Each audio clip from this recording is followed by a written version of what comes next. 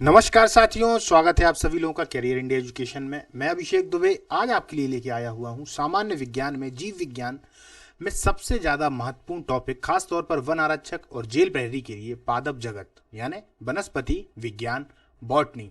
ये पार्ट 1 और 2 दो में आएगा। इसके बाद इसके कुछ मिक्सअप क्वेश्चन भी आएंगे दोस्तों।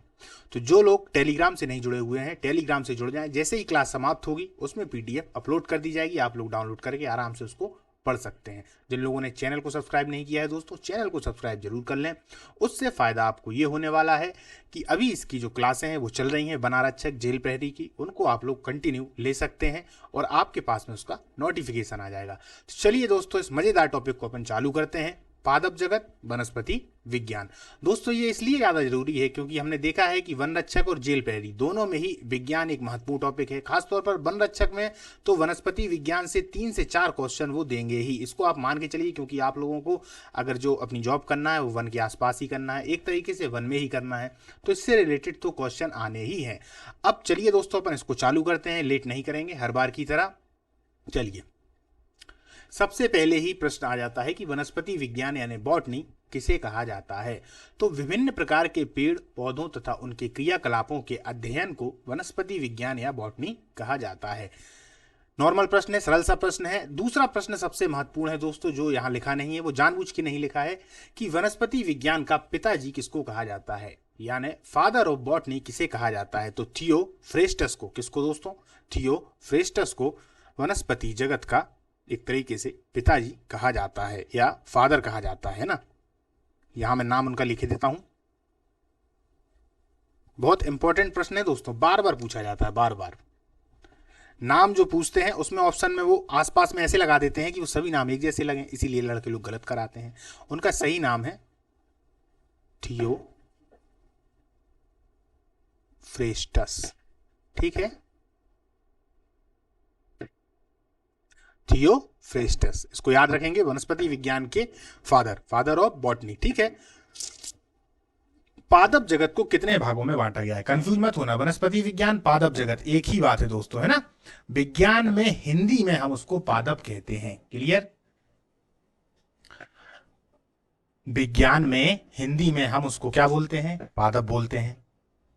वनस्पति विज्ञान भी वही है, बॉटनी भी वही है। प्रश्न है कि पादप जगत को कितने भागों में बांटा गया है। तो दोस्तों 2 भागों में इसको बांटा जाता है मोटे मोटे तौर पर। एक पुष्प रहित पौधे, पुष्प रहित पौधे, एक पुष्पी पौधे। पुष्प रहित को हम अपुष्पोद्भिद पौधे भी कह देते हैं। क्या कह देते हैं, अपुष्पोद्भिद। बहुत सारी किताबों में ये भी लिखा होता है अपुष्पोद्भिद, है ना, पुष्पोद्भिद। तो आप लोग यहां पर कंफ्यूजन में मत आना। एक होते हैं पुष्प रहित पौधे, एक होते हैं पुष्पी पौधे। पुष्प रहित पौधे या अपुष्पोद्भिद एक ही बात है, क्रिप्टोजेम्स इनको कहा जाता है। पुष्पी पौधों को फेनरोजेम्स कहा जाता है। पुष्प रहित पौधे कितने वर्गों में बांटे गए हैं, अब इनको भी बांटा गया है तो 3 वर्गों में दोस्तों बांटा गया है। एक बांटा गया है थैलोफाइटा, एक बांटा गया है ब्रायोफाइटा और एक बांटा गया है टेरिडोफाइटा। अब दोस्तों अपन चलते हैं इसके स्ट्रक्चर की तरफ। स्ट्रक्चर से आप लोगों को ज्यादा अच्छे से ये याद होगा। इसके बाद जब स्ट्रक्चर से अपन पूरा समझ लेंगे तो इसी प्रकार के प्रश्न फिर से आने लगेंगे, ठीक है। तो चलिए सबसे पहले अपन स्ट्रक्चर से इसको अच्छे से पूरी तरीके से समझ लेते हैं। ये देखिए, बॉटनी यानी पादप जगत सबसे ऊपर अपन ने लिखा हुआ है, उसको हमने 2 भागों में बांटा। सबसे पहले अपुष्पोद्भिद जिसको हमने क्रिप्टोजेम्स कहा, और पुष्पोद्भिद जिसको हमने फेनरोजेम्स कहा, ठीक है। अपुष्पोद्भिद जिसमें पुष्प नहीं है, पुष्पोद्भिद जिसमें पुष्प होते हैं। यहां पर अगर आप देखेंगे तो पुष्प रहित यानी पुष्प नहीं है, याद रखिएगा, ठीक है, पुष्प रहित, क्लियर। तो इसको भी आप लोग याद रखें। अपुष्पोद्भिद 3 भागों में आ जाते हैं, थैलोफाइटा, ब्रायोफाइटा, टेरिडोफाइटा, क्लियर। आज अपन अगर देखें तो हम टेरिडोफाइटा तक पढ़ेंगे, यानी कि यदि हम थैलोफाइटा पढ़ेंगे तो उसमें पाए जाने वाले शैवाल, एल्गी, कवक यानी फंगी, लाइकेन और जीवाणु बैक्टीरिया, इनको अपन आज कवर कर लेंगे। और इनके साथ साथ में ब्रायोफाइटा, टेरिडोफाइटा जो दूसरा चैप्टर है, यानी यदि इसको मैं एक बोल देता हूं अपुष्पोद्भिद को और इसको मैं 2 बोल देता हूं पुष्पोद्भिद को, तो दूसरे वाले चैप्टर को हम पार्ट 2 में कवर करेंगे, क्योंकि पार्ट 1 और पार्ट 2 ये दोनों ही बड़े हैं, है ना। ज्यादा पढ़ने का कोई मतलब नहीं है, कम पढ़िए, कम से कम इतना पढ़िए यानी कम खाइए ताकि वो पच जाए, ठीक है। इसीलिए आज अपन एक चैप्टर को क्लियर करेंगे। ये भी चैप्टर अपने आप में बहुत ही ज़्यादा महत्वपूर्ण है। खास तौर पर कहाँ कहाँ से प्रश्न आते हैं। पहला प्रश्न तो अगर देखा जाए तो सबसे ज़्यादा प्रश्न थैलोफाइटा से ही आ जाते हैं, क्योंकि थैलोफाइटा के अंदर ही शैवाल है, कवक है, लाइकेन है, जीवाणु है। ठीक है, ब्रायोफाइटा से कुछ प्रश्न आ जाते हैं और टेरिडोफाइटा से प्रश्न आ जाते हैं। अब मैं आपको ये बता देता हूं मोटे मोटे तौर पर कि अपन किस में क्या क्या पढ़ेंगे। जब अपन शैवालों की बात करेंगे दोस्तों, तो आपके सामने कैसा चित्र बन जाना चाहिए। आप लोगों ने देखा होगा कोई मंदिर देखा होगा पुराना सा, या कोई तालाब के बगल में आप लोगों ने जो सीमेंट की एक तरीके से जो दीवार टाइप की होती है, उस पर जो हरा हरा सा लगा रहता है, जिसको हम काई भी कहते हैं, वही शैवाल होता है। क्लियर। तो शैवाल के अंतर्गत हम किस किस को पढ़ेंगे दोस्तों। इनके अंतर्गत यदि हम देखें तो शैवाल के अंतर्गत हम पढ़ेंगे जैसे कि बहुत सारे शैवाल आएंगे, इसमें क्लोरेला आएगा और काफ़ी सारे आएंगे जो अपन आगे चर्चा करेंगे। अब आता है कवक। कवक में हम किसको पढ़ेंगे दोस्तों। तो कवक जो होते हैं, आप लोगों ने मशरूम को देखा होगा, मशरूम है ना, जो मशरूम होते हैं, मशरूम खाए जाते हैं, वो कवक की श्रेणी में ही आया करते हैं। क्लियर। फिर अपन आएंगे लाइकेन पे। तो लाइकेन क्या होते हैं दोस्तों। लाइकेन वो होते हैं जो कवक और शैवाल के बीच की कड़ी होते हैं। एक तरीके से शैवाल और कवक दोनों के ही गुण इन लाइकेन में पाए जाते हैं, है ना। कैसे पाए जाते हैं अभी अपन देखेंगे इनके लिए। ठीक है, तो शैवाल और कवक दोनों के ही गुण लाइकेन, इसीलिए लाइकेन को दोस्तों सहजीवी भी कहा जाता है। क्या कहा जाता है। सहजीवी। प्रश्न सीधा सीधा आता है कि इनमें से किन को सहजीवी कहा जाता है। सहजीवी का मतलब होता है जीवन यापन तो करना, पर सहायता के तौर पर। शैवाल कवक की सहायता करता है, कवक शैवाल की सहायता करता है, दोनों एक दूसरे की सहायता करते हैं, तब जाके लाइकेन बन जाता है। इन लाइकेन को दोस्तों हम मृदा के एक तरीके से देखा जाए तो बहुत ज्यादा उद्धारक के रूप में भी मानते हैं। क्यों। क्योंकि लाइकेन जो अधिकतम उगते हैं दोस्तों, वो उगते हैं कहां पर। चट्टानों में। और चट्टानों का ये क्षरण कर देते हैं। जैसे ही चट्टानों का क्षरण करते हैं तो चट्टानें क्या बन जाती हैं दोस्तों। मृदा बन जाती हैं। तो चट्टानों को मृदा में बदलने का काम इन्हीं लाइकेन का होता है। पहली बात। दूसरी बात, लाइकेन का आर्थिक महत्व भी है। अभी अपन सब पढ़ने वाले हैं। मैं एक छोटा सा चित्र आपके दिमाग में बनाना चाह रहा हूं कि एक चित्र आपके दिमाग में बन जाए कि हाँ ये सब है। क्लियर। इसके अलावा लाइकेन जो है वो वायु प्रदूषण के भी बहुत ही ज्यादा अच्छे एक तरीके से देखा जाए तो सूचक होते हैं। यदि वायुमंडल में SO2 यानी कि सल्फर डाइऑक्साइड बहुत ज्यादा मात्रा में है, तो उस जगह पर दोस्तों ये लाइकेन नहीं उगते। अब आप सोचिए कितनी अच्छी व्यवस्था है कि हमें मालूम पड़ जाता है कि यहाँ पर SO2 बहुत ज्यादा मात्रा में है। खास तौर पर जो भीड़ भाड़ वाला इलाका होगा, जहां पर वाहन ज्यादा होंगे, वहां पर ये लाइकेन नहीं उगते। तो हम समझ जाते हैं कि भैया यार हाँ लाइकेन यहाँ पे नहीं है। लाइकेन शैवाल और कवक जैसे ही एक तरीके से देखने में दिखते हैं, माने इन दोनों का मिश्रित रूप ही लाइकेन होता है। इनका कलर भी कहीं हद तक हरा होता है और बहुत सारे प्रकार का होता है। फिर अपन पढ़ेंगे दोस्तों जीवाणुओं को। जीवाणु यानी बैक्टीरिया। याद रखिए दोस्तों, जीवाणुओं को अपन पढ़ेंगे, पर जीवाणुओं के रोग को इसमें कंप्लीट नहीं करेंगे, क्योंकि रोग वाली जो क्लास होगी वो अलग से होगी, जिसमें हम वायरस को भी लेके आएंगे, लेकिन फिर भी कुछ थोड़ा बहुत इनके बारे में होगा। लेकिन जीवाणु की पद्धति कैसी होती है इसके बारे में पूरी जानकारी अपन लेंगे। जीवाणु के बारे में यदि देखा जाए दोस्तों, तो जीवाणु एक ऐसा है जो कि मनुष्य का दोस्त भी होता है और दुश्मन भी होता है। अब आप कहेंगे सर दोस्त और दुश्मन दोनों कैसे। तो ये दोस्तों की तरह व्यवहार भी करता है और दुश्मन की तरह भी। यदि यही जीवाणु ज्यादा मात्रा में दूध में आ जाता है, जिसे हम लैक्टोबैसिलस कहते हैं, तो वो दूध को दही बना देता है, तो एक तरीके से मित्र हुआ। यही जीवाणु यदि हमारे अंदर आ जाता है तो बहुत सारे रोगों को भी जन्म दे देता है। तो इस तरीके से ये मनुष्य का एक तरीके से शत्रु भी हुआ, है ना। तो ये जो जीवाणु है, इसमें एकदम से फैल जाने की बहुत ज्यादा प्रवृत्ति होती है। वायरस जैसी नहीं होती, लेकिन फिर भी ये भी बहुत तगड़े में फैलता है, यानी एकदम से फैलता है। होता क्या है दोस्तों, जीवाणु का जो केंद्रक होता है, यानी कि जो कोशिका होती है, कोशिका अगर देखा जाए तो हमने देखा है कि हमारा चाहे मानव जीवन हो चाहे पादप का जीवन हो, उनकी सबसे महत्वपूर्ण आधारभूत रचनात्मक इकाई कोशिका है। शुरुआत में अपन लोगों ने पढ़ लिया है, क्योंकि कोशिका से ही सभी चीजें होती हैं। तो जो जीवाणु की कोशिका होती है, यह अपन ने शुरुआत में ही बताया था कि इसमें असूत्री विभाजन होता है, पहली बात। दूसरी बात, इनकी कोशिकाएं पूर्ण विकसित नहीं होती, यानी कि इसमें केंद्रक ही नहीं होता। इसमें केंद्रक नहीं होता जीवाणुओं में। जब केंद्रक नहीं होता तो ये एकदम से बढ़ना चालू कर देते हैं। क्लियर। तो बहुत सारे ऐसे जीवाणु हैं जिनके अभी अभी नाम आएंगे। लैक्टोबैसिलस है। इसके अलावा अगर देखा जाए तो बहुत सारे जीवाणु, जैसे कि राइजोबियम का नाम आएगा, ब्रैडी राइजोबियम का नाम आएगा, नॉन स्टक का नाम आएगा। एनाबीना का नाम आएगा, बहुत सारे आएंगे। ठीक है, तो इतना आज अपन को कवर करना है। दूसरा अपना जो टॉपिक है इसके बारे में आपको बता देता हूं, पुष्पोद्भिद, जिसमें पुष्प होंगे। दो प्रकार के होते हैं, नग्न बीजी और आवृत्त बीजी। कौन कौन से? नग्न बीजी, आवृत्त बीजी। आवृत्त बीजी भी दो प्रकार के होते हैं, एक बीजी पत्र जिसमें एक बीज होगा, एक बीज के पत्र होगा, और एक होता है द्विबीजी पत्र। एक को बोलते हैं मोनोकॉट, एक को बोलते हैं डिकोट। इसको अपन दूसरे वाले पार्ट में करेंगे, ये पार्ट 1 है, तो पार्ट 1 में अपन जीवाणु तक इसको सीमित रखते हैं। तो चलिए दोस्तों, अब इस मजेदार और मजेदार क्लास को अपन चालू करते हैं। अब आपको मजा आएगा दोस्तों, चलिए, याद होता चला जाएगा, बस ध्यान से देखते हुए चलिएगा। थैलोफाइटा को कितने वर्गों में बांटा गया है? ये देखिए, ये है थैलोफाइटा। कौन से? ये थैलोफाइटा, शैवाल, कवक, लाइकेन, जीवाणु। क्लियर? तो यहां पर 4 वर्गों में बांटा गया है, तो अपन ने यहां पे लिख दिया। शैवाल पहला हो गया, जिनको एल्गी कहा जाता है। दूसरे नंबर पर आ गए कवक या फंजाई, जिनको फंगी कहा जाता है। तीसरे नंबर पर आ गए बैक्टीरिया। क्लियर? और चौथे नंबर पे आ जाते हैं लाइकेन। क्लियर? लाइकेन का आर्थिक महत्व बहुत होता है दोस्तों, अभी अपन एक एक पे चर्चा करेंगे, एक एक पे। एक भी क्वेश्चन यहां से आपका बाहर नहीं जाएगा। अब आता है पुष्पी पौधे। फेनरोगेम्स वर्ग के पौधों को कितने भागों में बांटा गया? यहां पर खाली इतनी ही जानकारी दी गई है। इस वाले टॉपिक को अपन दूसरे पार्ट में करेंगे। तो एक नग्न बीजी, जिसको अनावृत बीजी भी कहते हैं, याद रखिए। नग्न बीजी यानी कि अनावृत, इनमें व्रत है ही नहीं, समझना, इसी को बोलते हैं नग्न बीजी। क्लियर? जिनके बीज में छिलका ही नहीं है, समझ गए, उन्हीं को बोलते हैं नग्न बीजी। चाहे नग्न बीजी कह लें या फिर अनावृत बीजी। हिंदी में आप लोगों ने पढ़ा होगा, मैं कई बार बताता आता हूं कि जहां पर आ शब्द लग जाए तो उसका मतलब नेगेटिव हो जाता है। इसी प्रकार से शुरुआत में आप देखेंगे तो इसको समझ लीजिए, क्योंकि हिंदी भी आपके में आएगी। तो आप पुष्पोद्भिद, ये आ जब लग गया तो आ का मतलब हो गया कि पुष्प इसमें नहीं है, या फिर ये लिख दो पुष्प रहे, तो ये भी बात सही है। क्लियर? तो आ जब लग जाएगा तो वो नेगेटिव अर्थ देने लगता है, तो इसको अच्छे से समझ लें आप लोग। हालांकि मैं हिंदी और इंग्लिश दोनों को लेकर चलता हूं ताकि कोई आपको समस्या ना हो। और दूसरा आ जाता है आवृत्त बीजी। क्लियर? अब अपन आगे चलते हैं। आवृत्त बीजी को भी कितने वर्गों में आते हैं? तो एक होता है द्विबीजी पत्र, ये यहां पर है, और एक होता है एक बीजी पत्र। क्लियर? डिकोट और मोनोकोट। क्लियर? द्विबीजी पत्री और एक बीजी पत्री। क्लियर हो गया? अब अपन चलते हैं पुष्प रहित पौधे, क्रिप्टोगेम्स में। क्लियर?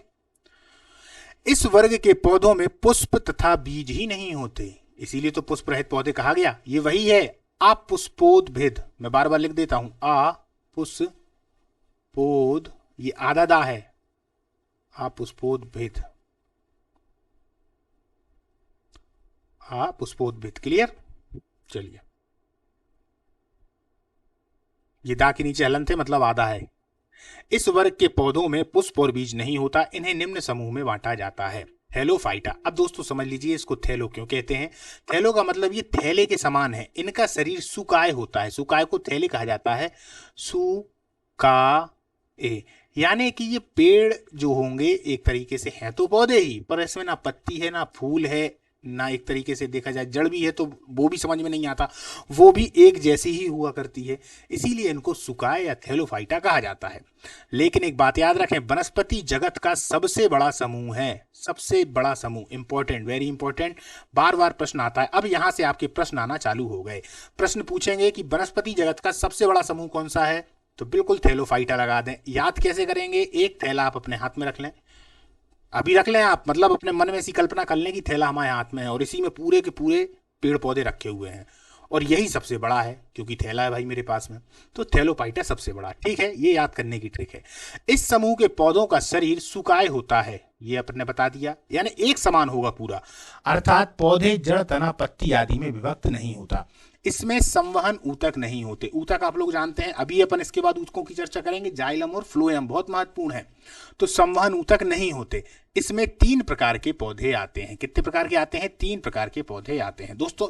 आते कितने हैं? 4 प्रकार के, 3 प्रकार के भी कहीं कहीं लिखा रहता है, इसीलिए मैंने जानबूझ के यहाँ 3 लिख दिया, क्योंकि एक तरीके से शैवाल और कवक के बीच की ही कड़ी लाइकेन होती है। ठीक है, तो किसी किसी किताबों में 3 लिखा है, कहीं कहीं ये 4 लिखा हुआ है। ठीक, तो कौन कौन से हो गए? एक तो बैक्टीरिया हो गया जो अपन अलग से पढ़ना ही है, शैवाल हो गया, कवक फंजाई हो गया, और लाइकेन हो गया। तो लाइकेन किन किन के बीच में आते हैं, यहां फिर से एक बार लिख दे रहा हूं ताकि आप लोगों को समस्या ना आए। तो ये शैवाल यानी एल्गी और कवक यानी फंगी, इन दोनों के बीच में ही ये लाइकेन आते हैं। क्लियर? चट्टान को पूरा पिघला के रख देते हैं दोस्तों, सोचो चट्टान को पिघला के पूरी मिट्टी बना देंगे और मिट्टी बन जाने के बाद फिर उसी में बढ़िया पेड़ पौधे उगते हैं। और जो खुद लाइकेन होता है, जब चट्टान को इसने पूरा का पूरा क्षरण कर दिया, मिट्टी बना दिया, तो अब खुद काय पे उगेगा? खुद तो उग नहीं पाएगा, तो खुद कार्बनिक पदार्थों में बदल जाएगा और उसमें फिर जो पौधा उगेगा तो उसके लिए ये खाद का भी काम करेगा। इसलिए इसका बहुत ज्यादा महत्व है और बार बार इससे प्रश्न पूछे जाते हैं। चलिए आगे चलते हैं। इससे परफ्यूम तक बनाए जाते हैं। किससे बनाए जाते हैं अभी अपन देखेंगे। शैवाल पे अपन चर्चा करते हैं। शैवाल के अध्ययन को क्या कहा जाता है? तो फाइकोलॉजी दोस्तों। क्या कहा जाता है? फाइकोलॉजी। ये फाइकोलॉजी। कहीं कहीं एल्गोलॉजी भी आ जाता है, क्योंकि शैवाल को एल्गो कहा जाता है, तो एल्गो उसके बाद लास्ट में लॉजी लगा दिया जाता है। अधिकतम इसको फाइकोलॉजी ही कहा जाता है। क्लियर। शैवाल प्रायः पर्णहरित युक्त, अब समझिएगा, यानी इनमें क्लोरोफिल पाया जाता है। क्लोरोफिल, क्लोरोफिल है। पर्णहरित युक्त, ये हरित युक्त लिख दिया ना, हाँ, पर्णहरित युक्त। क्लियर। यहां अगर रहित होता तो मतलब हो जाता नहीं होता, हरित यानी होता है। संवहन ऊतक रहित, अब ये यहां रहित लिख दिया, यानी कि संवहन ऊतक नहीं होते। क्लियर। और आत्मपोषी, आत्मपोषी का मतलब होता है स्वयं का खाना स्वयं बना लेते हैं। आत्मपोषी क्यों बना लेते हैं? क्योंकि इनके पास में क्लोरोफिल है, और यदि क्लोरोफिल है, हरित लवक है, तो प्रकाश संश्लेषण करेंगे और प्रकाश संश्लेषण के माध्यम से भोजन बना लेंगे। इनका शरीर सुकाय सदृश होता है। कैसा होता है? सुकाय सदृश, यानी कि ऐसे होते हैं सीधे सीधे, इनमें ना पेड़ होगा, इनमें ना पत्ती होगी, ना फूल होगा, ना जड़ होगी, इस तरीके के होते हैं। क्लियर। कुछ लाभदायक शैवाल। अब यहां से प्रश्न दोस्तों बहुत ज्यादा आते हैं। भोजन के रूप में हम जिन जिन शैवालों का उपयोग करते हैं, एक है सारगर्सन, लेमिनेरिया, नॉनस्टक, अलवा। अलवा घास पाई जाती है, आप लोगों ने इस अलवा घास को पढ़ रखा होगा भूगोल में, जियोग्राफी में।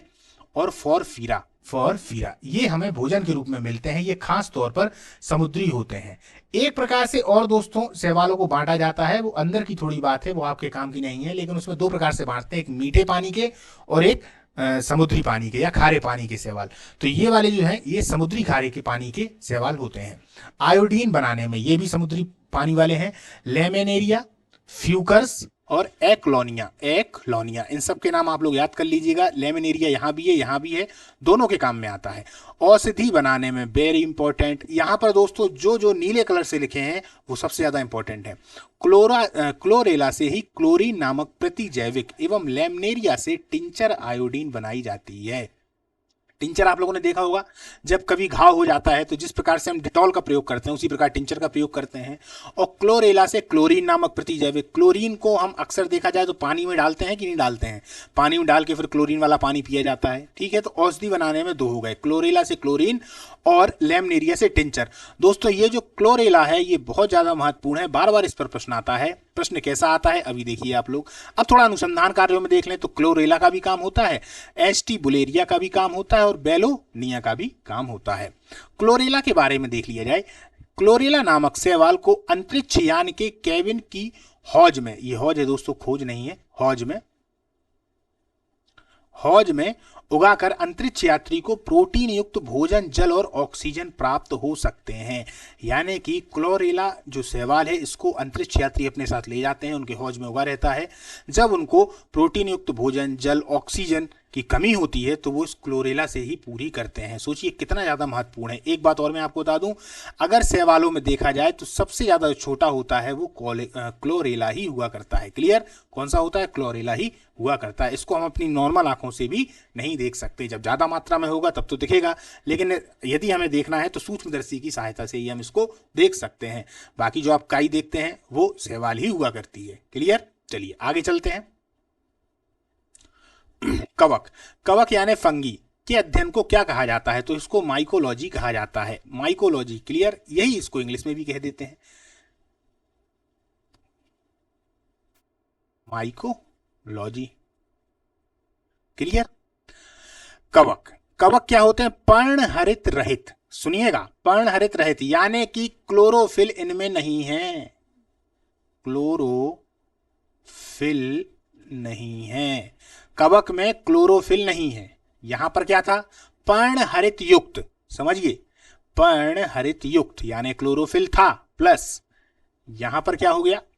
पर्णहरित रहित यानी कि क्लोरोफिल नहीं है, सॉरी माइनस, क्लोरोफिल नहीं है। क्लियर। सकेंद्रीय है, संवहन ऊतक रहित, ऊतक भी इनमें नहीं है। थैलोफाइटा हैं। इन्हें मशरूम कवक भी कहते हैं। आपको शुरुआत में ही बताया था, मशरूम कवक भी कहते हैं।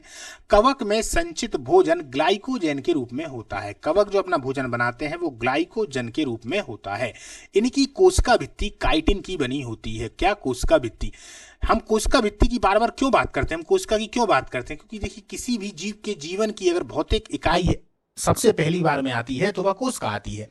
तो कोशिका के बारे में हमेशा चर्चा होगी। तो इनकी कोशिका भित्ति काहे की बनी होती है? काइटिन की बनी होती है। यहां पर अपन ने चर्चा नहीं करी तो मैं आपको बता देता हूं।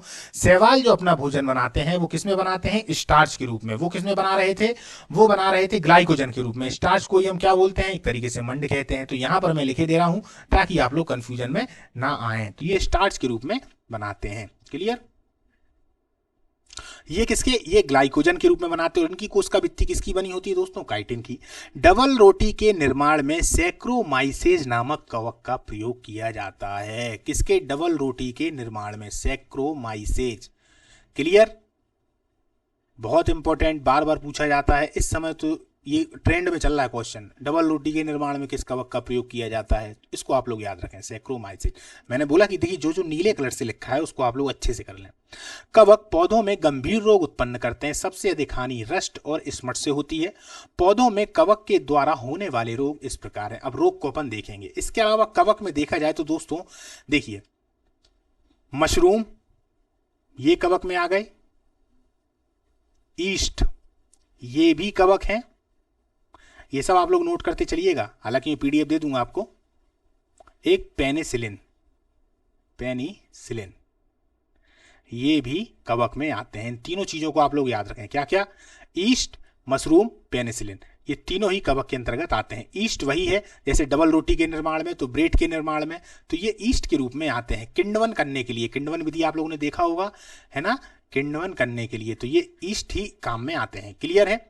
चलिए, मशरूम, ईस्ट, पेनिसिलिन। अब चलिए आगे चलते हैं कि कवक से पौधों में कौन कौन से रोग उत्पन्न हो जाते हैं। ये बार बार पूछा जाता है आप लोगों को। अगर आप लोगों ने तैयारी बहुत पहले से कर रखी होगी तो आप लोगों का रिवीजन हो रहा होगा और आप लोग समझ भी रहे होंगे कि हाँ भाई यही आता है। जो लोग नए हैं तो उनके लिए यदि नया है तो कोई दिक्कत नहीं है, धीरे धीरे आपको भी याद हो जाएगा, है ना? तो सरसों का सफेद रस्ट, उन्होंने क्या बोला शुरुआत में? रस्ट और स्मट से, रस्ट और स्मट से। तो सरसों का सफेद रस्ट।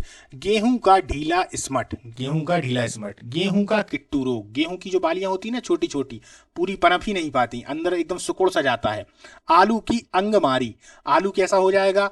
हल्के हल्के से उसमें धब्बे टाइप के बनने लगेंगे। गन्ने का लाल अपक्षय, जो गन्ना होता है दोस्तों, उस गन्ने में ऐसे ऐसे लाल लाल से चकत्ते बन जाते हैं। मूंगफली का टिक्का रोग, मूंगफली आप लोगों ने देखी होगी इस तरीके से, जो मूंगफली होती है, मूंगफली में हल्का हल्का हो जाता है, जब आप खाओगे तो वो अलग टाइप की लगेगी, ऐसा पान बोलेंगे कि यार मूंगफली तो सड़ गई है, वही मूंगफली का टिक्का रोग। आलू का मस्सा रोग, इसमें भी गोल गोल इस तरीके से चित्ते बन जाते हैं। धान की भूरी अर्ज चित्ती, धान में भूरे रंग का कलर आने लगता है। वैसे अगर देखा जाए तो धान अगर देखी जाए तो मटमैले से रंग की होती है और इसके बाद भूरी अर्ज चित्ती हो जाती है ना?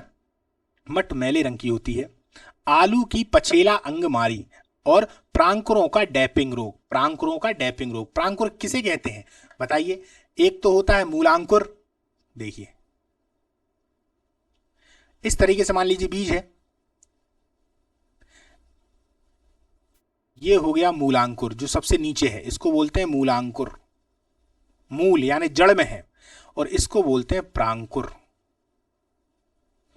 क्या बोलते हैं? प्रांकुर, जो ऊपर है, ये जमीन के ऊपर है। अब मान लीजिए प्रांकुर ऊपर, यहीं पे, ये ऊपर जो है, यहीं पे मान लीजिए कवक लग गया तो ये ऊपर ही नहीं उठ पाएगा। तो यही होता है प्रांकुरों का डैपिंग रोग, यानी बीज तो बो दिया लेकिन उग ही नहीं पा रहा है अच्छे से कवक के कारण। तो समझ में आया कवक कितने रोग उत्पन्न करते हैं? चलिए अब आगे चलते हैं, इसको आप लोग याद भी करते चलिएगा साथ साथ में। देखिए मैंने आप लोगों को बताया था, आपको जो क्लास है वो देखनी कैसी है।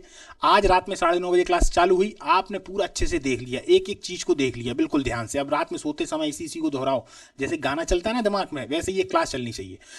सुबह जैसे ही उठे तो जितना आपने दोहराया था उसको अभी मोबाइल में मत देखना, पहले 15 मिनट लंबी लंबी गहरी सांसें लेके उसी चीज को बार बार मन में सोचो, अपने दिमाग पे जोर डालो कि हाँ ऐसा था फिर ऐसा था, हो सके तो उसको लिखो और उसके बाद फिर एक बार क्लास देख लो, बिल्कुल एकदम रट जाएगा। और जब ये काम हो जाए तो 3 दिन बाद क्लास को एक बार फिर से देख लो तो और अच्छे से हो जाएगा। और यदि 7वें दिन आपने देख लिया फिर तो ये आप भूलेंगे ही नहीं। क्लियर? चलिए आगे चलते हैं। कवक के द्वारा मानव में होने वाले रोग, ये तो दोस्तों सभी बार बार पूछे जाते हैं। चलिए एक एक पे चर्चा करते हैं। कवक के द्वारा जो मानव में रोग होते हैं वो कौन कौन से हैं। सबसे पहले है दमा। इसके जो कवक का नाम है वो है एस्परजिलस फ्यूमिगेटस या एस्परगिलस फ्यूमिगेटस, ये इसके कवक का नाम है। पहली बात, दमा में होता क्या है दोस्तों, दमा में आप लोगों ने देखा होगा आदमी खांसता है, एकदम से उसकी सांस रुकने लगती है, फिर वो फुसफुस लेता है, फुसफुस बोलते हैं उसको, क्या बोलते हैं, एक तरीके से कुछ रहता है वो, तो उसको लेते हैं, तो उसके बाद में वो सही हो जाता है। होता क्या है, उसके जो फेफड़े होते हैं, फेफड़े पर एस्परजिलस फ्यूमिगेटस नामक ये जो कवक होता है, कवक जाकर चिपक जाता है। अब जब कवक चिपक गया वहां पे, तो अपना एक जाल बना लिया। कवक इकट्ठे आते हैं मतलब अपने दोस्तों के साथ में, तो धीरे धीरे जमा लिया। अब सांस लेने में उसको समस्या हो रही है, तो क्या करेगा, उसकी सांस रुकने लगेगी। और जैसे ही वो जो एक सिलेंडर टाइप का होता है छोटा सा, जिसको मैंने अभी फुसफुस कहा है, तो फुसफुस जैसे ही वो लगाएगा तो सांस अपनी लेने लगेगा। सांस जैसे ही लेगा तो वो जो कवक थे उस समय पे वो सब एकदम से टूट के नीचे गिर जाया करते हैं। तो इस प्रकार की होती है दमा। क्लियर। अब आता है एथलीट फूट। ये क्या होता है, इसके जो कवक का नाम है वो क्या है, टिनिया कैपिटस। क्या है, टिनिया कैपिटस। इसमें क्या होता है, ये दोस्तों पैरों में होती है। पैरों में देखा जाए तो जो दो उंगलियां हैं उनके बीच में खास तौर पर कवक अधिकतम दोस्तों अगर देखा जाए तो पानी में रहते हैं। तो मान लीजिए हम पानी में गए और हमने अच्छी साफ सफाई से नहीं रहे, पानी में जाने के बाद काफी समय पानी में रहे, पानी से फिर बाहर आ गए। अब कवक ने क्या किया, उतनी जगह पर जगह बना ली। थोड़ी देर बाद वो खुजलाने लगेगा। अब आप उसको खुजाने लगे, खुजाते खुजाते खुजाते आपने ज्यादा खुजा लिया तो खाल निकल गई। अब जब खाल निकल गई तो कवक को और जगह मिल गई। कवक ने कहा कि यार ये सही किया इसने, अब और जगह ले लो भाई, तुम भी आ जाओ, तुम भी आ जाओ। अपने और दोस्तों को बुला लिया, साथ साथ अपने कई दोस्त पैदा भी कर दिए, क्योंकि इनके पास में ये बहुत अच्छी टेक्निक रहती है। तो धीरे धीरे वो ज़्यादा बड़ा बन जाता है। तो यही जो बीमारी होती है वो होती है एथलीट फूट। फिर वो एक उंगली में, दूसरी उंगली के दोनों गैप के बीच में। क्लियर। अब आता है खाज। खाज किस तरीके से होता है दोस्तों, तो यदि हम खाज की बात करेंगे तो खाज एक तरीके से देखा जाए तो जब व्यक्ति लंबे लंबे तरीके से खुजाता है, देखिए इस तरीके से सीधा सीधा, तो वो खास तरीके का होता है। ऐसे ये खाज के निशान हमेशा इस तरीके से होते हैं। इसका जो एक तरीके से जो कवक है उसका नाम है एकेरस इसके बीच। सीधा पूछता है खाज तो एकेरस इसके बीच। खाज का जो कवक है एकेरस इसके बीच किससे होती है, कवक से होती है। क्लियर। इसका जो निशान होता है वो शरीर पर लंबे लंबे चटके टाइप के बन जाते हैं। एक होता है दोस्तों गंजापन, ये होता है टिनिया कैपिटस से। किससे, टिनिया कैपिटस से। अभी इस पर एक कंफ्यूजन वाली बात है जो मैं आपको बताऊंगा, वो कंफ्यूजन आपका दूर हो जाएगा। ध्यान से सुनिएगा। देखिए जैसे ये गंजापन है ना, तो टिनिया कैपिटस, इसमें क्या होगा, मान लीजिए मनुष्य के यहां पर सिर में कवक आ गया। अब कवक क्या करेगा, कवक तो अपनी जगह बनाएगा। अब आप खुजाने लगे, खुजाने के बाद में आपने खुजाया तो खाल निकल गई, कवक वहां पर आ गया। अब कवक के आ जाने से होगा क्या कि वो उस जगह पर जहां से बाल उगता है उसी जगह को बंद कर देगा, वहां की कोशिका को ही मार देगा, वहां के लाइसोसोम को पहले ही समाप्त कर देगा। अब लाइसोसोम समाप्त हो गया तो उसने पूरी कोशिका को समाप्त कर दिया, और चूंकि इसने अपनी जगह बना ली तो धीरे धीरे ये पूरे सिर पर फैलने लगेगा। तो यही गंजापन है। क्लियर। एक और गंजापन है जो इसके पहले मैंने आप लोगों को बताया था, वो होता है किससे, वो होता है एक तरीके से देखा जाए तो आनुवांशिक रोग से। बताया था ना, जब डीएनए में आपको बताया था कि आनुवांशिक रोगों में भी, जैसे हीमोफीलिया, गंजापन, तो ये दोनों तरीके से आता है। गंजापन में कभी भी वो प्रश्न आपसे ये नहीं पूछेंगे कि कवक के द्वारा होने वाले रोगों में, अगर ऐसे पूछेंगे कि इनमें से कौन सा जो रोग है वो कवक, ऐसे या तो ये प्रश्न आएगा कवक और आनुवांशिक रोगों में से कौन सा एक है, तो आप गंजापन लगा सकते हैं।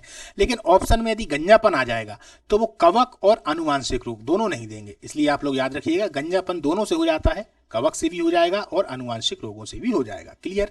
अब एक आता है दाद। ये दाद नहीं है, दाद। दाद होता है ट्राइकोफोटोन लेस्कोसाई।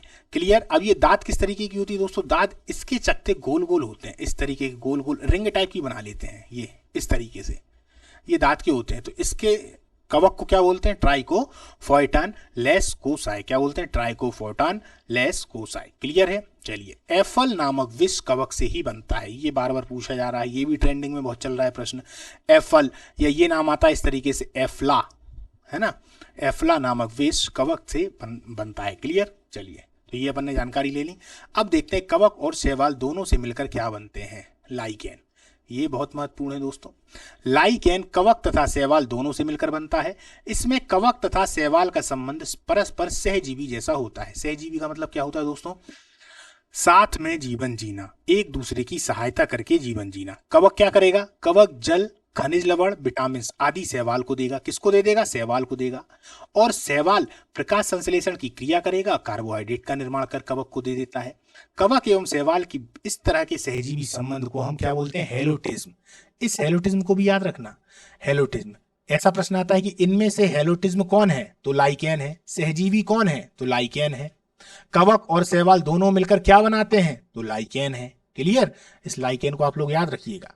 तो कवक ने क्या किया? जल दे दिया, खनिज लवण दे दिया, विटामिन दे दिया कि भैया ले ले जा। तो उसने, शैवाल ने बोला भाई अब मेरा भी धर्म कुछ बनता है, तो अपने लिए तो खाना बना ही रहा था, थोड़ा सा उसने कवक के लिए भी बना दिया कि भैया आप ले लें। तो इस तरीके का जो सहजीवी संबंध है ना, वो पूरे पादप जगत में और कहीं देखने को नहीं मिलता दोस्तों, इसीलिए लाइकेन महत्वपूर्ण है। अब चलिए लाइकेन पर बात करते हैं। लाइकेन शब्द का सर्वप्रथम प्रयोग किसने किया था? तो थियोफ्रेस्टस ने। याद रखिए, जिन्हें हम एक तरीके से अभी अपन ने शुरुआत में इनका नाम लिया था कि नहीं लिया था? कितने महत्वपूर्ण आदमी है ये, थियोफ्रेस्टस, है ना। कौन है? वनस्पति जगत के पिता। तो थियोफ्रेस्टस ने, याद रखिए, लाइकेन शब्द का प्रयोग भी इन्होंने ही किया था। इसका अध्ययन ही लाइकेनोलॉजी कहलाता है। आकार एवं संरचना के आधार पर लाइकेन को कितने वर्गों में बांटा जाता है? तो ये 3 वर्गों में होते हैं। एक होता है क्रस्टोस, एक होता है फ्रूटिकोज, एक होता है फॉलियोज। क्रस्टोस का मतलब मैं आपको शुरुआत में ही बता चुका हूं। इस तरीके से दोस्तों, ये मान लीजिए ये चट्टान है, तो चट्टान में रहेंगे और इस तरीके से ये लगे रहते हैं, है ना। ये लगे रहते हैं, धीरे धीरे ये इस चट्टान को पूरी की तरह मृदा में बदल देंगे और खुद भी इसी मृदा में कार्बनिक पदार्थ में बदल जाएंगे। अब मृदा भी बनाया और कार्बनिक पदार्थ भी बनाया। अब भाई वो तो मृदा हो गया, कार्बनिक पदार्थ हो गया, तो निश्चित तौर पर है जब अनुकूल परिस्थितियां आ गई तो प्रकृति अपने आप इसमें कुछ ना कुछ उगा देगी, और जिसको उगाएगी तो उसको कार्बनिक पदार्थ भी मिल रहा है, बढ़िया मृदा मिल रही है। इस तरीके से इनका काम होता है। तो क्रस्टोज पहले वाले बता दिया, बाकी फ्रूटिकोज और फॉलियोज 2 प्रकार के और होते हैं। लाइकेन को हम मुख्यतः किस प्रकार से जानते हैं? ऐसा प्रश्न आता है। तो लाइकेन वायु प्रदूषण के संकेतक होते हैं। शुरुआत में बताया था, अब आप लोग दोहराने लगे होंगे, है ना, अब याद आ रहा होगा। जहां पर वायु प्रदूषण अधिक होता है वहां पर लाइकेन नहीं होते। ऐसे SO2 प्रदूषण सर्वोत्तम सूचक है। किसके? SO2 के, सल्फर डाइऑक्साइड। किसके? Sulphur dioxide.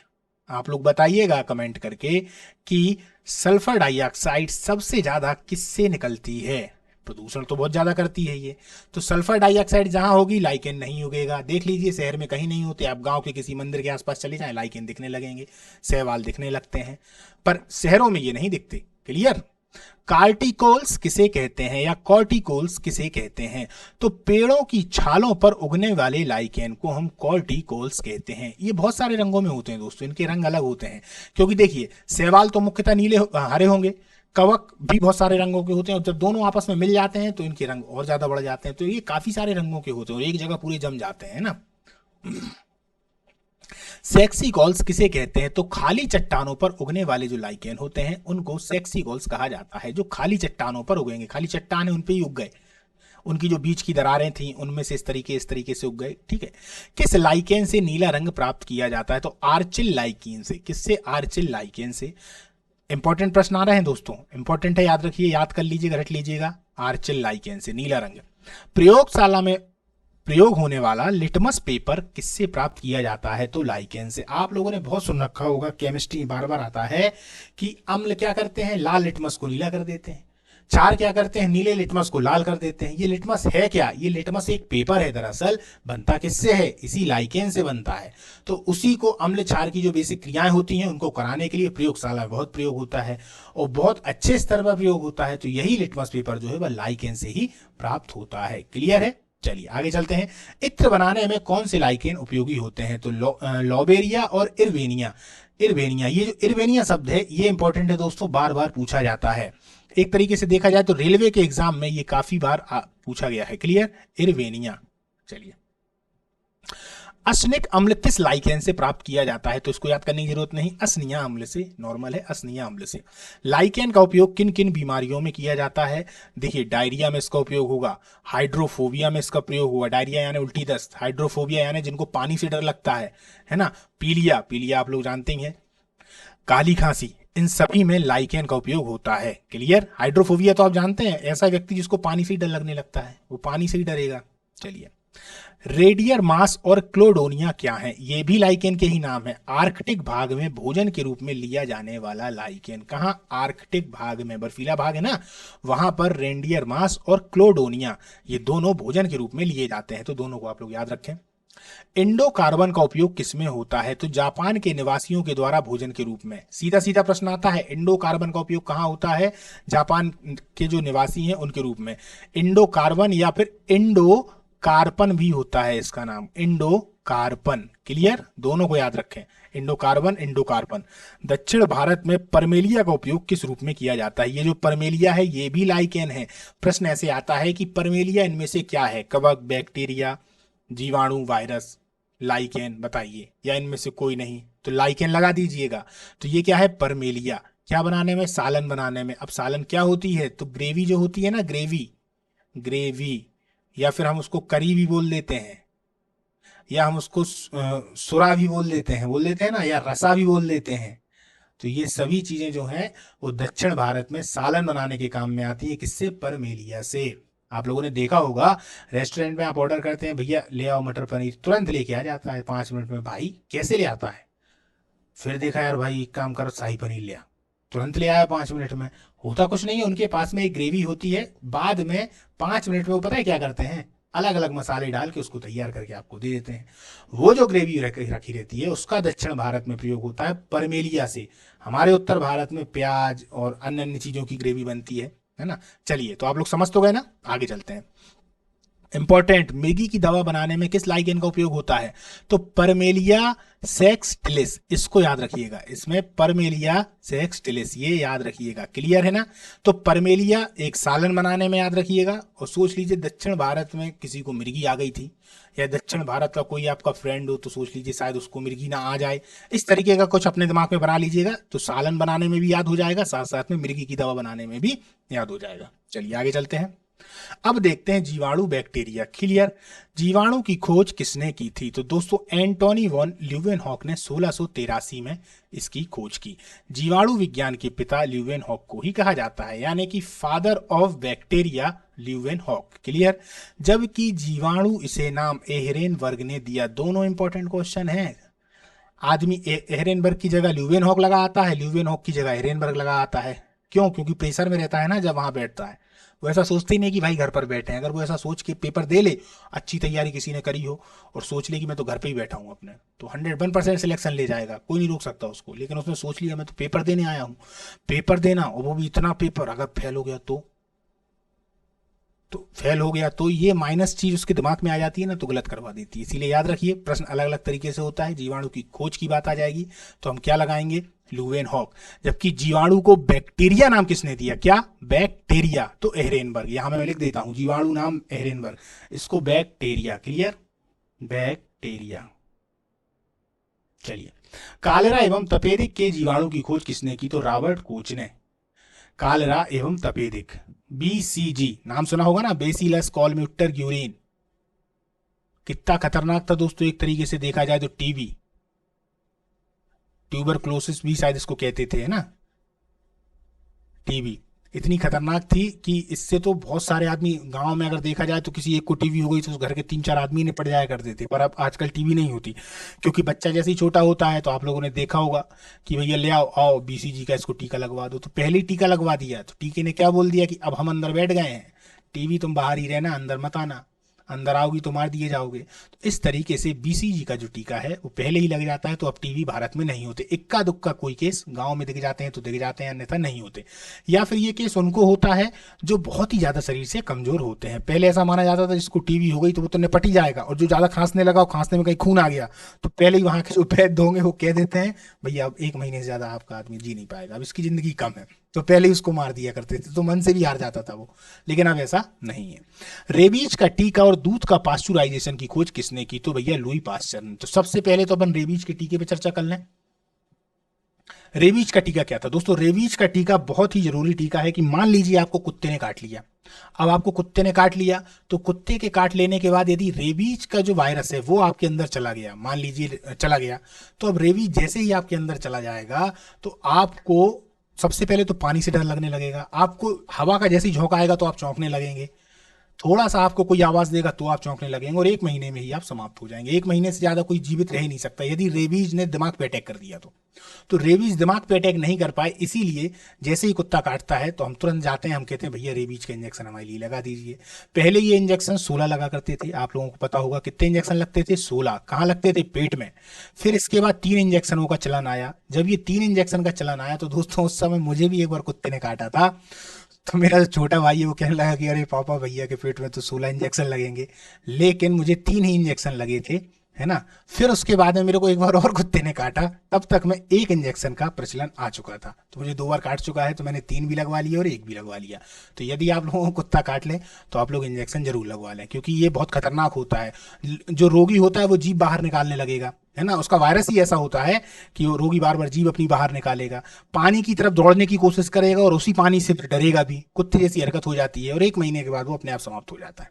ठीक। एक उन्होंने दूध के पास्चुराइजेशन की खोज की थी, इसकी अपन चर्चा करेंगे। इस पर 2 प्रश्न है आगे, चलिए आगे चलते हैं।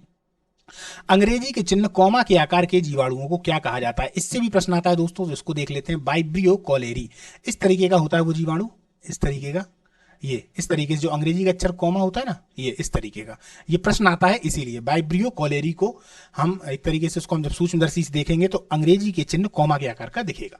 जीवाणु होते कितने प्रकार के हैं? तो एक होते हैं छड़ाकार दोस्तों, एक होते हैं गोलाकार, एक होते हैं कौमाकार और एक होते हैं सर्पिलाकार। तो जो छड़ाकार होंगे उसी को हम एक तरीके से बेलनाकार भी कह देते हैं। क्या कह देते हैं? बेलनाकार। ये इस तरीके के होते हैं, ये छड़ाकार, ये इस तरीके से बेलन होता है ना, इस तरीके से होते हैं। वेसिलस जिनके नाम होते हैं वेसिलस, वेसिलस से जिसके भी नाम चालू होंगे दोस्तों वो सभी छड़ाकार और गोलाकार बेलनाकार होंगे, सॉरी गोलाकार नहीं बेलनाकार होंगे। बेसिलस जैसे कि बीसीजी, तो वेसिलस कॉलमिप्टर ग्यूरिन, तो वो भी बेलनाकार होगा, जो एक तरीके से टीवी में आ जाता है। इसके अलावा लैक्टोवेसिलस जो दूध में होता है वो भी बेलनाकार ही होगा, है ना। ये मैं इसलिए आपको जानकारी देता रहता हूं ताकि आप लोगों को याद भी होता चले। खाली अगर मैं पढ़ा दूं आपके लिए ये इससे ये होता है, इससे ये होता है, इससे ये होता है, आप भी नहीं देखेंगे, सोचेंगे कोई मतलब नहीं, वही तो पढ़ाया जो सब पढ़ा रहे थे। इसीलिए मैं बीच बीच में आपको सब जानकारी देते रहता हूँ ताकि माइंड में एक पिक्चर बनती रहे। यदि पिक्चर बनती रहेगी तो याद होता रहेगा। और यदि आप देखिए पढ़ते समय यदि पिक्चर नहीं बन रही है तो समझ जाइए कि आप पढ़ ही नहीं रहे, है ना। आप सिर्फ बैठे हैं, सोच रहे हैं, जबरदस्ती बैठे हैं, तो इससे अच्छा आप बैठो ही मत, कोई मतलब ही नहीं है, समय बर्बाद कर रहे हो। और कुछ कर लो, मोबाइल कोई बढ़िया देख लो, कोई व्हाट्सअप खोल लो। पिक्चर एक जरूर चलनी चाहिए। जब मैं बता रहा हूं, जैसे मैंने बोला वेसिलस है, बेलनाकार है, तो बेलनकार एकदम बन जाना चाहिए और ये बनती चली जाएगी तो याद होता चला जाएगा। एक होते हैं गोलाकार, अधिकतम अगर देखे जाएं तो इसी आकार में रहते हैं, कैसे? गोलाकार। एक होते हैं कौमाकार जिसे हम बब्बियो कैलोरी कहते हैं, जो ऊपर मैंने आपको बता दिया। एक होते हैं सर्पिलाकार, स्प्रिंग या स्क्रू के आकार के, इस तरीके से होते हैं, ये इस तरीके से। तो इस प्रकार से ये जीवाणु होते हैं। क्लियर? अब देखते हैं एलटीएच क्या है। लो टेम्परेचर होल्डिंग मेथड, दूध को 62.8 डिग्री सेल्सियस पर 30 मिनट तक गर्म करना। एलटीएच। एसटीएसटी क्या है? HTST, तो high temperature short time method. एक लॉन्ग टाइम है, एक तरीके से देखा जाए, एक लॉन्ग टाइम है, ज्यादा समय है क्योंकि यहां 30 मिनट है, और एक शॉर्ट टाइम है, कम समय में है। STST और LTH, इन दोनों की खोज जो है दोस्तों वो किसने की थी? लुई पास्चर ने की थी, और अपने नाम पर इसी का नाम इन्होंने रखा था, दूध का पास्चुराइजेशन। दूध का पास्चुराइजेशन अच्छे से समझना, अब आज के बाद आप इसको कभी नहीं बोलेंगे, पास्चुराइजेशन। ये क्यों आया?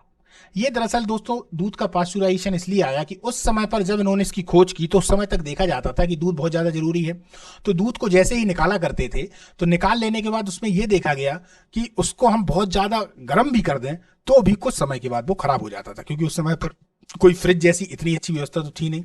तो फिर उन्होंने पास्चुराइजेशन की खोज की। पास्चुराइजेशन किससे संबंधित था? वो इससे संबंधित था कि इसमें जो लैक्टोबैसिलस नामक बैक्टीरिया है वो इसमें रहे तो बेहोश हो जाए, बेहोश हो जाए, समझिए मेरी बात को, मरे नहीं। क्योंकि यदि वो बेहोश रहेगा और उसके बाद में उसको सील पैक कर दिया जाएगा तो कम से कम जो दूध है वह 40 से 50 घंटे तक चल जाएगा। तो वो उसको क्या करते हैं, 62.8 डिग्री सेल्सियस पर 30 मिनट तक गर्म करेंगे।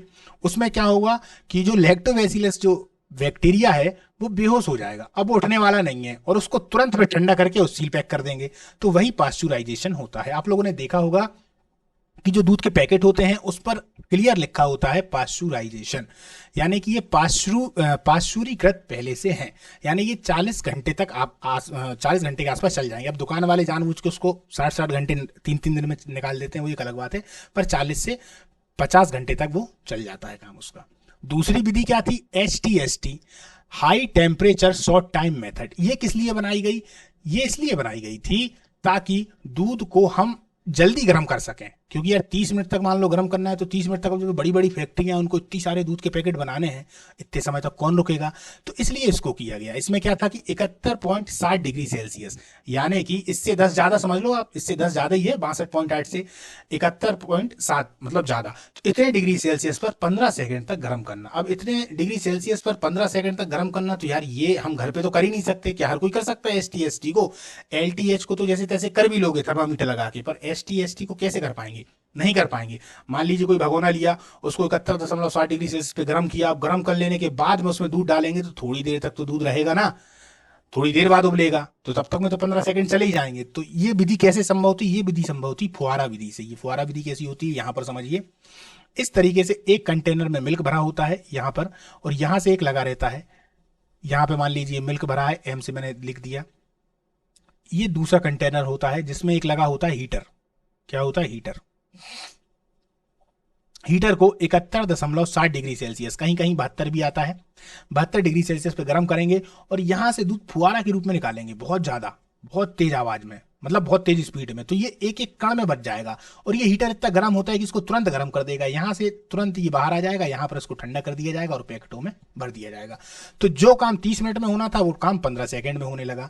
इस मशीन को तो बाद में इजाद किया गया दोस्तों, पर इस विधि को कि हाँ 15 सेकंड तक कर लोगे तो दूध पाश्चुराइजेशन हो जाएगा। पाश्चुराइजेशन का मतलब है कि उसके बैक्टीरिया को मारना नहीं है, बेहोश कर देना है, इसलिए ताकि दूध से अन्य चीजें भी बनाई जा सकें कुछ समय के बाद, है ना। यदि उसका वायरस पूरी तरीके से मर जाएगा तो उसमें कुछ नहीं बना पाएंगे। अब समझिए, आपने एक मिल्क सुन रखा होगा, टेट्रा मिल्क। टेट्रा मिल्क, इसको HT भी कहते हैं, हाई टेम्परेचर, मतलब बहुत ज्यादा हीटेड दूध। ये 140 डिग्री सेल्सियस पर गर्म रहता है। इसमें से लैक्टोबैसिलस भी निकाल लेंगे, इसकी मलाई भी निकाल लेंगे, इसका फैट भी निकाल लेंगे, फिर ये आपको दे देंगे, और ये लगभग 90 दिनों तक चलता है। इसमें स्वाद ज्यादा नहीं होता, लेकिन दूध ओरिजिनल ही रहता है। 90 दिनों तक ये चलता है। ये भी मार्केट में काफी उपलब्ध है और सभी कंपनियों का आता है। ये 140 डिग्री सेल्सियस पर होता है, लेकिन इससे अन्य चीजें नहीं बनाई जा सकती। इसीलिए जो कच्चे दूध से आप लोग पनीर बना लेंगे वो बढ़िया बनेगा, जो पके से बनाएंगे तो नहीं बन पाएगा, क्योंकि मलाई तो आपने पहले ही निकाल ली, या मलाई एक जगह वैसी हो गई।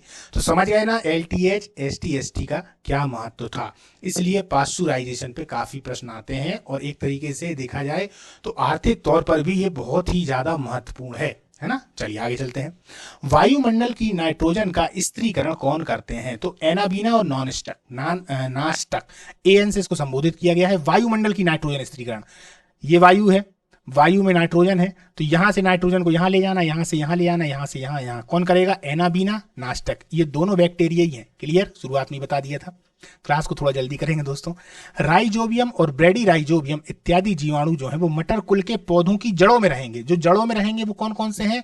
ऐसे याद कर लें, राइजोबियम और ब्रेडी राइजोबियम, RB, इससे याद कर लें। ये कहां रहेंगे? पेड़ पौधों की जड़ों में, और वायुमंडल से नाइट्रोजन का स्त्रीकरण करेंगे। यानी कि मान लीजिए ये मटर का पौधा है, इसकी जड़ों में बैठे हुए हैं और यहां से नाइट्रोजन का स्त्रीकरण कर रहे हैं, कभी यहां आ रही है, कभी वहां जा रही है। एनाबीना, नास्टक ये वायुमंडल में करेंगे। क्लियर? मिट्टी में स्वतंत्र रूप से निवास करने वाले जीवाणु कौन से होते हैं जो कणों के बीच नाइट्रोजन का स्त्रीकरण करते हैं? तो उसमें दोस्तों होते हैं एजेटोबैक्टर, एजेस्प्रिलम और क्लास्ट्रीडियम। AAC, मैंने AAC से किया है, आप लोग याद कर लें। AAC यहां पर अपन ने कैसे याद किया था? RB, और वहां पर कैसे किया था? AN। तो AN, RB, AN का मतलब क्या हो गया? जो वायुमंडल में कर रहे हैं। AN वायु में घूम रहा है, RB जड़ों में बैठा हुआ है, समझिएगा। और मिट्टी में जो है वो कौन है? AAC। Clear? Azotobacter, Azospirillum, Clostridium. खास तौर पर एजेटोबैक्टर का नाम बार बार आता है, तो आप लोग इसको ऐसे भी याद कर सकते हैं, एजेटोबैक्टर यानी ट्रैक्टर। ट्रैक्टर जैसा आ रहा है ना शब्द, ट्रैक्टर। ट्रैक्टर कहाँ खेती करता है? जमीन में, और ये है कहां पर? जमीन में। क्या करेंगे? नाइट्रोजन का स्त्रीकरण। चलिए, चमड़ा कमाना क्या कहलाता है? वेरी इंपॉर्टेंट क्वेश्चन, बार बार पूछा जाता है दोस्तों, महत्वपूर्ण प्रश्न है। चर्म उद्योग में चमड़े से बाल और बसा को हटाने का कार्य जीवाणुओं के द्वारा होता है। इसे ही चमड़ा कमाना कहते हैं। यही टैनिंग होता है। टैनिंग, ट्रेनिंग नहीं समझना है, टैनिंग होता क्या है दोस्तों, मान लीजिए नॉर्मल चमड़ा है तो उस चमड़े को अगर आप लोग ले आए, मान लो आपके लिए कहीं से सुअर का चमड़ा मिल गया, अब आप उसको ले आए, आपने सोचा कि यार मैं चमड़ा उद्योग खोल लूं, तो आप क्या उससे चमड़ा उद्योग खोल लेंगे? जब तक उसकी टैनिंग नहीं करेंगे तो चमड़ा किसी काम का नहीं है, क्योंकि उसमें बाल लगे होते हैं, साथ साथ में बहुत कड़क होता है, सूख जाने के बाद तो बहुत कड़क होता है वो, और गीले में आप बना नहीं सकते। इसलिए उसमें क्या करेंगे, बहुत सारे बैक्टीरिया को छोड़ देंगे। जब बैक्टीरिया छोड़ देंगे तो वो लोग अपने मन से, अपनी क्रिया के माध्यम से उसको मुलायम भी बना देंगे और उसमें से बाल वाल को पूरे को साफ कर देंगे। और खाने की पूरी जुगाड़ में रहेंगे, वो खा तो उसको पूरा ही लेंगे, लेकिन एक समय के बाद उस चमड़े को निकाल लिया जाता है, दूसरा चमड़ा डाल दिया जाता है, जिससे चमड़ा क्या हो जाएगा, मुलायम। फिर उससे बेल्ट बनेंगे, पर्स बनेगा, जूते बनेंगे, ये सब क्लियर। चलिए ये वाला प्रश्न समझ में आ गया, टैनिंग क्या है। अचार या मुरब्बे को शक्कर या नमक की गाढ़ी चाशनी में अधिक समय तक क्यों रखते हैं, समझिए। ताकि जीवाणुओं का संक्रमण होते ही जीवाणुओं का जीव द्रव्य कुंचन हो जाए और अचार मुरब्बे सुरक्षित बने रहें। होता क्या है दोस्तों, कोई भी खाने का सामान है वो तभी ज्यादा सही रहता है या तो वो बहुत अधिक गर्मी में हो जाए या तो वो बहुत अधिक ठंडी में हो जाए। यदि अनुकूल परिस्थितियां हो गई तो अपने आप जीवाणुओं का प्रवेश भी हो जाएगा और वो धीरे धीरे समाप्त होने लगेगा। अब चूंकि अचार को या फिर अन्य चीजों को हम अधिकतम समय तक फ्रिज में तो रखते नहीं हैं, क्योंकि गांव में उस समय फ्रिज तो थे नहीं और कितना पुराना पुराना अचार चलता था, तो वो लोग क्या करते थे कि नमक को ज्यादा डाल देते थे। तो नमक से होता क्या था, ये जो जीवाणु है ना, इनका जीव द्रव्य कुंचन का मतलब है कि ये होते तो हैं छोटे छोटे, लेकिन होते ही साथ नमक इन पर ऐसा प्रभावी होता है कि ये वहीं के वहीं सुटक जाते हैं, मतलब निपट जाते हैं, वहीं के वहीं समाप्त हो जाते हैं। केंद्रक तो इनमें चूंकि होता नहीं है, तो ये बढ़ने की जहां कोशिश करते हैं तो ये अपने आप दब जाते हैं। क्लियर। इसलिए अचार या मुरब्बा में हम शक्कर या नमक की गाढ़ी चाशनी डालते हैं। चलिए आगे चलते हैं। अब आता है ब्रायोफाइटा। सबसे सरल स्थलीय पौधों का समूह क्या कहलाता है। यदि ब्रायोफाइटा से प्रश्न आता है तो प्रश्न यही रहता है कि सबसे सरल स्थलीय पौधों का समूह क्या कहलाता है, तो दोस्तों ब्रायोफाइटा। क्लियर। ब्रायोफाइटा, इसमें 25,000 जातियां सम्मिलित होती हैं, याद रखिए। थैलोफाइटा में जाइलम एवं फ्लोएम ऊतकों का अभाव होता है, याद रखिए। ये थैलोफाइटा यहां लिख गया है, ये ब्रायोफाइटा है दोस्तों, याद रखिएगा। तो दोनों कोई बात नहीं, थैलोफाइटा प्लस में लिख देता हूं, ब्रायोफाइटा दोनों में ही नहीं होते ना, ब्रायोफाइटा इन दोनों में ही जाइलम और फ्लोएम नहीं होते। क्लियर। क्योंकि अभी अपन थैलोफाइटे के बारे में पढ़ रहे थे। इस समुदाय को वनस्पति जगत का एम्फीबिया वर्ग कहते हैं, ब्रायोफाइटा। इंपॉर्टेंट प्रश्न, ट्रेंडिंग वाला, आजकल देखते हैं ट्रेंडिंग सब तभी से तो आया जब से एक तरीके से जो चीजें वायरल होने लगती हैं। तो ट्रेंडिंग में क्या चल रहा है, तो यही चल रहा है भाई साहब। क्या वहां पे आईपीएल चल रहा है, यहाँ पर ब्रायोफाइटा और एम्फीबिया वर्ग चल रहा है। ऐसा प्रश्न आता है कि किस समुदाय को वनस्पति जगत का एम्फीबिया वर्ग कहते हैं, ब्रायोफाइटा। क्लियर। किस समुदाय के पौधे मृदा अपरदन को रोकने में सबसे ज्यादा योगदान देते हैं, तो दोस्तों ब्रायोफाइटा, मृदा अपरदन को रोकने में। क्लियर। चलिए आगे चलते हैं। ब्रायोफाइटा में इतना ही, इससे ज्यादा प्रश्न नहीं आते।